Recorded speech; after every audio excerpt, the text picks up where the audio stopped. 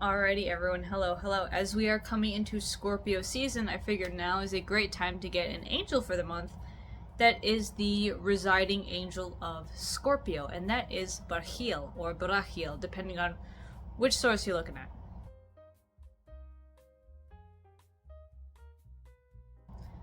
So like with all angels, different traditions and different cultures will have different ways of looking at him, but predominantly Barchiel or Barachiel is an angel that is most present in Judaism and also in Eastern Orthodoxy. One time I had someone on TikTok, they asked me, well, okay, well, these 72 angels, aren't we not supposed to use them because they're Kabbalistic, they're from Judaism? And the reality is that Christianity stems out of Judaism, and so a lot of these angels carried over. You'll see a lot of these angels that are very present in like Jewish Kabbalah. They're also very embedded in Christianity, be it in Catholicism, be it in Eastern Orthodox, Coptic Orthodox, or anywhere else. But obviously Kabbalah is a lot more detailed, intense, and involved than just certain angels. And so personally, as a Christian, which the way I see it, God didn't magically lose a bunch of angels between Judaism and Christianity. They're still there. It's just the context in which you use them that makes or breaks the situation. But now, as we have Barachiel or Barchiel here, the thing about him is that as an angel of Scorpio, he is a very unorthodox angel, I guess, because mostly people would not think of an angel in connections with mystery, death, the occult, or anything else. And yet that is what Barachiel brings us. So it's important also, before we get into that, is to know about Scorpio itself.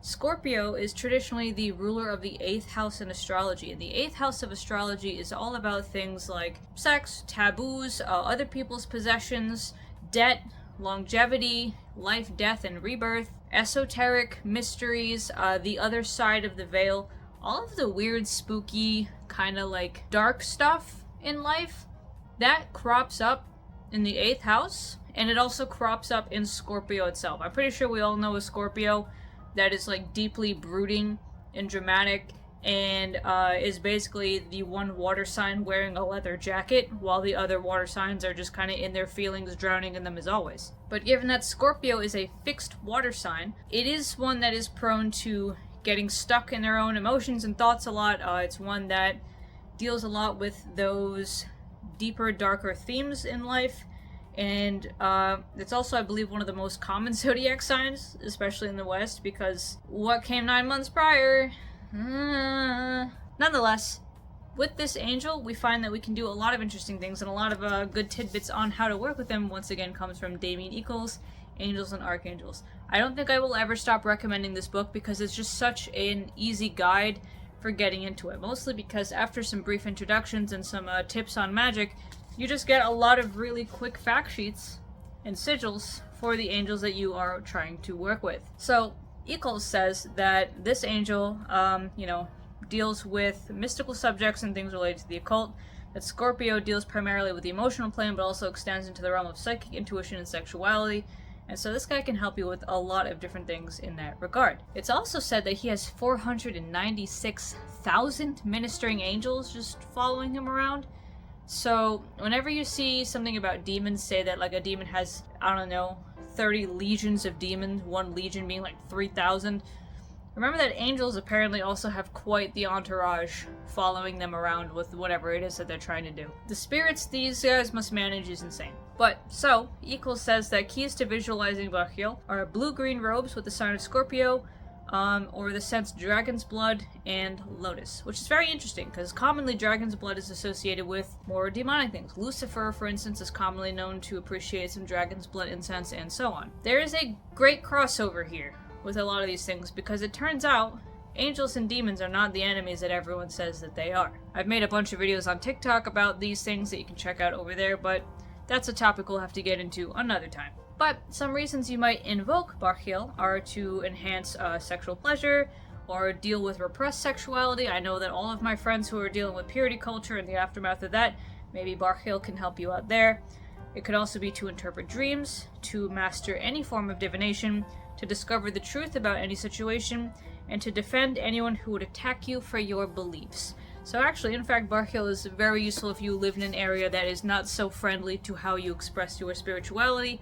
he can kind of help you ward that off and get a little bit deeper into divination and other things like that. Another really interesting thing about this book is that while the Barachiel is the Archangel of Scorpio, they also do have a list of smaller angels of Scorpio that can help out with very specific things. For instance, if you have a Vivalia, binds and destroys enemies, or for dealing with a cruel superior, you have Yelahia, which is assist in manifesting any desires, you know, Celia, to repel curses, so on and so forth. So you know that if it has to do with Scorpio, it's going to have to do with a lot of protections, especially baneful protections, and other fun stuff like that.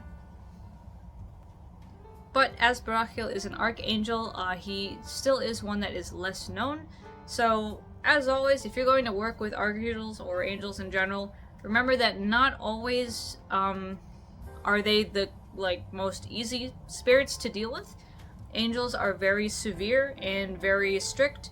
They don't really understand humans that well, right? They don't really understand why we do the things we do, why we make the decisions they make, because for them, their vision is clear. They're seeing things from a bird's eye view. They see the whole situation laid out, and they don't understand why we can't just make the obvious correct decisions, right?